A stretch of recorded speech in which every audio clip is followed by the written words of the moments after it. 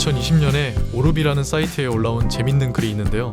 다 같이 한번 보시죠. 나는 투자로 돈을 벌 수 있는 사람일까? 영국 TV 프로그램에서 진행한 심리 게임이 있습니다. 두 명의 참가자가 스플릿 또는 스틸을 선택하는 건데 둘 다 스플릿을 고르면 둘이 상금을 반씩 나눠 갖고 한 명이 스플릿, 한 명이 스틸을 고르면 스틸을 선택한 사람이 100% 가져가고 둘 다 스틸을 고르면 아무도 상금을 갖지 못하고 게임이 끝납니다. 두 명의 참가자가 있습니다. 한 명은 자기는 무조건 스틸을 고른다고 합니다. 자기는 스틸을 고를 테니 당신은 스플릿을 고르고 상금을 나누겠다네요. 크크크, 무슨 미친 소린가 싶겠죠. 같이 스플릿을 고르자고 하네요. 자기는 무조건 스틸을 고른다고 스플릿을 고르라고 하네요. 결론은 결국 둘 다 스플릿을 눌러 상금을 나눠 갖게 되었네요. 그리고 이런 게 바로 내시 균형 얘기로 이어져요. 내시 균형은 각자 자기 입장에서 최선만 고르다 보면 결국 그 상태에서 누구도 혼자 바꾸고 싶지 않은 지점에 도달하는 거거든요. 말은 어려운데 쉽게 말하면 다 같이 망해도 혼자만 바꾸면 더 망해서 못 바꾼 같은 거예요.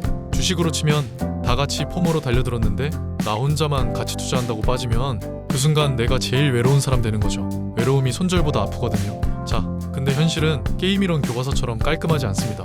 왜냐면 세상은 참가자가 2명이 아니에요. 수백만 명이에요. 거기다 그 수백만 명 중에는 천재도 있고 바보도 있고 적당히 똑똑한 사람도 있죠. 다음은 케인즈의 미인 대회입니다. 한 신문사가 가상의 미인 대회를 열었습니다. 참가자들은 20장의 사진 중 가장 매력적인 얼굴을 뽑아 신문사에 보내고 가장 많은 표를 받은 얼굴을 뽑은 참가자는 상을 받는 것입니다. 여기서 중요한 점은 내가 보기에 가장 매력적인 얼굴이 아니라 다른 사람들이 보기에 가장 매력적인 얼굴을 선택해야 한다는 것입니다. 즉 우리는 보통 사람들이 어떤 의견을 가지고 있는가를 예측해야 한다는 것입니다. 케인즈는 이것이 주식시장에서 주가가 본질적인 내재 가치를 벗어나 위아래로 요동치는 이유라 생각했습니다. 흔히 주식의 내재 가치를 논할 때 가장 흔히 내세우는 지표가 PER입니다. 주식 1주의 가격을 1주당 그 회사가 버는 돈으로 나누면 몇이 나오는지를 보는 것이죠. 워렌 버핏의 스승이자 롤모델 벤저민 그레이엄의 가장 유명한 저서 현명한 투자자에서 안전마진을 논하며 즐겨 내세운 개념입니다. PER가 낮을수록 저평가된 주식을 싸게 사는 것이죠. 워렌 버핏은 2000년대 초중반 한국 주식시장에서 PER 3에서 4배인 포스코 주식을 쓸어 담아서 큰 돈을 벌기도 했죠. 이게 2020년도 글이었는데 PER이 마이너스인 주식이 있었습니다. 바로 테슬라죠. 테슬라가 싸구려 잡주도 아니고 시가총액이 355조나 되는 회사입니다. PER이 마이너스라는 건 적자 기업이라는 뜻이죠. PER는 주가 나누기 이익값을 계산할 때 분모가 마이너스라 PER도 마이너스가 됩니다. 벤저민 그레이엄이나 워렌 버핏은 손도 못 댈 주식이겠죠. 실제로도 워렌 버핏은 테슬라를 산 적도 없고 앞으로도 사지 않을 사람입니다. 그렇지만 많은 사람들이 테슬라로 큰 돈을 벌었죠. 반면 극도로 명석한 두뇌를 가진 경제학자들이 주식 투자를 하면 어떨까요? 무려 파생상품의 가치를 측정하기 위한 새로운 방법론으로 1997년 노벨 경제학상을 받았던 로버트 머튼, 바로 위 머튼과 함께 둘이서 1997년 노벨 경제학상을 공동 수상하였으며 금융공학 분야에서는 뉴턴의 운동법칙만큼이나 중요한 공식이자 옵션의 가치를 계산하는 기준 자체를 정립한 블랙숄츠 모델의 그 숄츠, 이런 사람들이 펀드 굴리다가 터져버린 적이 있어요. 그렇다면 누가 이렇게 투자로 돈을 벌 수 있는 사람인지 한번 봅시다. 게임의 룰은 이랬습니다. 여러분은 0, 1, 2, 3, 98, 99, 100, 즉 0에서 100까지 정수 중 아무 숫자나 하나를 선택할 수 있습니다. 여기 참여한 모든 사람이 제출한 값들의 평균에 3분의 2를 곱한 값에 가장 가까운 값을 사람이 상금을 가져가는 것이죠. 여러분들도 잠시 영상을 멈추고 어떤 숫자를 선택할지 한번 생각해보세요. 모든 사람들이 0부터 100까지 정수 중 아무 숫자나 선택을 한다면 평균은 얼마일까요? 보통 50으로 생각하는 것이 일반적일 것입니다. 여기까지 도달한 사람을 0차원 추론자라고 해보죠. 그렇다면 상금을 받기 위해 써내야 하는 답은 50 곱하기 3분의 2는 33.333이 될 것입니다. 여기까지 도달한 사람을 1차원 추론자라고 합시다. 1차원 추론자들은 자신을 제외한 모든 사람들을 0차원 추론자라고 가정한 것입니다. 나를 제외한 다른 모든 사람을 바보로 본 것이죠. 한 단계 더 생각하는 사람들은 다른 사람들도 1차원 추론자라고 가정하는 것입니다. 즉, 다른 사람들도 답을 33이라고 적어냈다고 생각하는 것이죠. 33 곱하기 3분의 2는 21을 답으로 적어낼 것입니다. 여기까지 도달한 사람을 2차원 추론자라고 하죠. 한 단계 더 생각을 하는 사람들은 다른 사람들도 2차원 추론자라고 가정하고 22 곱하기 3분의 2는 14.666, 15를 답으로 적어낼 것입니다.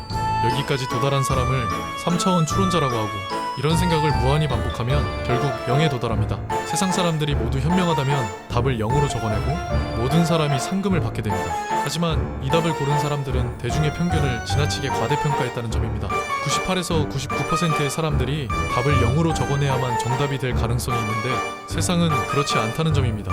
반면 정반대 차원에는 마이너스 1차원 추론자도 있습니다. 0과 100 사이에 여러 개의 수를 뽑았을 때 평균은 100을 넘을 수 없습니다. 100 곱하기 3분의 2는 66.66, 67 이상을 답으로 써낸 사람은 어떤 경우에도 당첨이 될 수 없습니다. 그냥 문제가 뭔지도 모르고 이해도 못한 사람들인 거죠. 근데 문제는 이런 사람들의 비율이 10%나 되고 투자에서도 이런 사람들이 적지 않다는 점입니다. 이 문제의 승자는 문제를 이해함과 동시에 보통 사람들은 보통 사람들이 어떤 의견을 가지고 있다고 예측하는가를 예측할 수 있는 사람이어야 합니다. 세상의 마이너스 1차원 추론자들의 비율은 얼마나 될까? 0차원 추론자들은 얼마나 될까? N차원 추론자들은 얼마나 될까?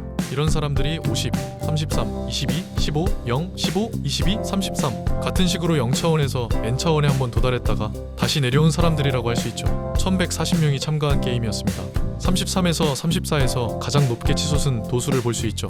1차원 추론자들입니다. 그 다음으로 높은 도수는 22입니다. 2차원 추론자들이죠. 의외로 세상에는 그냥 아무 생각 없이 77, 99, 100 같은 숫자가 좋아서 찍는 마이너스 1차원 추론자들의 비율도 상당하다는 것을 알 수 있습니다. 3차원까지 도달한 사람들은 세상에는 1차원, 2차원 추론자들만 있는 것이 아니라 여러 차원의 사람들이 있다는 점을 인식하고 그 비율을 계산하려 노력했을 것입니다. 0을 선택한 사람들도 있습니다. 큰 틀에서 보면 10에서 40 사이의 숫자를 선택한 사람들은 너무 부족하지도 너무 과하지도 않은 합리적인 추론을 한 셈이고 이 범위의 사람들을 합리적인 추론자라고 하겠습니다. 1140명 응답자들의 전체 평균은 35.80이고 35.80 x 23, 23.86이므로 24를 제출한 사람들이 당첨될 것입니다. 답을 제출할 때 전공도 조사했는데 자연 계열이 가장 24에 가깝게 적었고 문과 계열로 갈수록 점점 멀어졌다고 합니다. 외국에서 진행한 조사에서는 수학적, 경제학적인 뇌를 가진 집단일수록 평균이 낮아지고 일반 시민들은 37 정도, 가장 돈을 많이 버는 집단이라고 볼 수 있는 CEO가 일반 시민의 가장 근접한 평균을 갖고 있다는 점도 주목할 만하죠. CEO는 대중들이 원하는 것을 보여줘야 되는 사람들이니까 대중들과 비슷한 시각으로 보지 않았을까 싶습니다. 이런 게 저는 투자에도 적용된다고 생각했습니다. 밈코인, 밈주식, 게임스탑, 비욘드미트 이런 것들도 보면 저런 거 왜 사? 하면서 안 삽니다. 근데 실제로 이런 게 올라요? 왜냐? 세상에는 여러 부류의 사람들이 있기 때문입니다. 결론은 보통 사람들은 보통 사람들이 어떤 의견을 가지고 있다고 예측하는가를 예측해야 한다는 것이죠. 이게 꼭 정답은 아니지만 여러 가지 투자를 할 때 많은 도움과 많은 생각이 드는 글이라고 생각했습니다. 감사합니다.